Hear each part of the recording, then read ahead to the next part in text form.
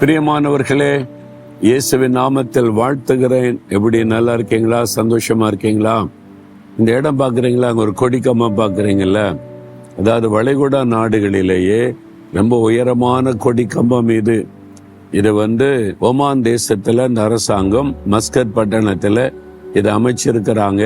இது சுற்றில அழகான கார்டன் அமைச்சிருக்கிறாங்க. பார்க்கவே ரொம்ப அழகா இருக்கிறது. அந்த பக்கம் பார்த்தீங்கன்னா ஒரு பெரிய மெயின் ரோடு, எப்பவும் கார்கள் போய் வந்து கொண்டே இருக்கிறதை பார்க்க முடியும். இது ஒரு அழகான ஒரு பட்டணம், மஸ்கட் பட்டணம் என்பது எனக்கு ரொம்ப பிடிக்கும். இந்த பட்டணத்துல வாக்கிங் போறது ரொம்ப நல்லா இருக்கும். அது மாதிரி ஒரு அழகான பட்டணம். உலகத்துல ஒவ்வொரு பகுதியிலும் தேவன் ஒவ்வொரு அழகை வைத்திருக்கிறார். எல்லா நாட்டிலுமே அழகான பகுதிகள் இருக்கிறதை நீங்கள் பார்க்க முடியும். மனிதர்களுக்கு ஞானம் கொடுத்து அதை அழகுபடுத்துகிற கிருபைகளை ஆண்டவர் தருகிறார்.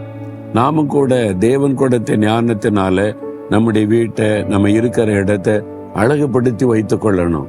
பார்க்கறதுக்கு ஒரு மன ரம்யமாய் இருக்கணும். சுத்தமா, அழகாய், நேர்த்தியாய் சில செடிகள், மரங்களை எல்லாம் வளர்த்து நாம் அதை உருவாக்கி கொள்ளணும். தேவன் அந்த ஞானம், அந்த பலனை தந்திருக்கிறார்ல, நாமும் அதை செய்யணும்.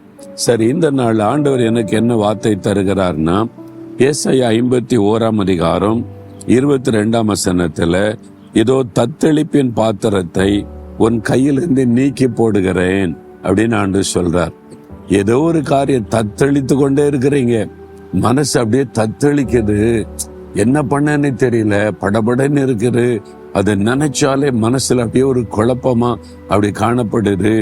ஒரு தத்தளிப்பு உள்ளத்துல, ஒரு அமைதி இல்லை. அப்படியே ஒரு பாத்திரத்துல தண்ணி வச்சின்னு வைங்களேன், அப்படி அமைதியா இருந்தா தெளிந்த அமைதியா இருக்கும். அதுல ஒரு கல்லை போட்டீங்கன்னா அப்படியே தத்தளிக்கும்ல, அப்படியே அது மாதிரி அல்ல குலுக்கன தத்தளிக்கும்ல. உங்க இறுதி அப்படி இருக்குதா? இறுதியும் தத்தளிச்சுக்கிட்டே இருக்குது. இந்த பிரச்சனை, அந்த பிரச்சனை, அந்த போராட்டம், அந்த பிரச்சனை. ஆண்டவர் சொல்றாரு, தத்தளிப்பின் பாத்திரத்தை உன் கையிலிருந்து நான் நீக்கி போடுகிறேன்.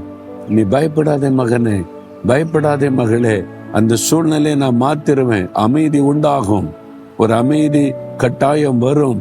அதனால இந்த தத்தளிப்பு நீங்கிவிடும், குழப்பம் நீங்கிவிடும், ஒரு அமைதி உனக்கு உண்டாகும் என்று ஆண்டவர் வாக்கு கொடுக்கிறார். இதுக்காகத்தான் அவர் சிலுவைக்கு போனார். இந்த தத்தளிப்பின் பாத்திரத்தை நம்ம விட்டு அப்புறப்படுத்துவதற்கு அவர் சிலுவையில எவ்வளவு கஷ்டப்பட்டார் இல்ல, அவருடைய மனது எவ்வளவு தத்தளித்திருக்கும். தனித்து விடப்பட்ட நிலைமையில அவர் கலங்கினார் இல்ல. அப்ப நம்முடைய தத்தளிப்பை அவர் சிலுவையில சுமந்து முடித்து விட்டார். அதனால சொல்லுகிறார், தத்தளிப்பின் பாத்திரத்தை உன்னை விட்டு அகற்றி விடுவேன் என்று. விசுவாசிக்கிறீங்களா? சொல்லுங்க, ஆண்டவரே இந்த வாக்கு தத்தத்திற்காய் ஸ்தோத்திரம். என் உள்ளம் தத்தளித்து கொண்டே இருக்குது, என் வாழ்க்கை தத்தளித்து கொண்டே இருக்குது. நீங்க வாக்கு கொடுத்தபடி இந்த பாத்திரத்தை என்னை விட்டு அப்புறப்படுத்திருங்க, ஒரு அமைதி கொண்டாக்கிறங்க. இயேசுவின் நாமத்தில் ஆமேன், ஆமேன்.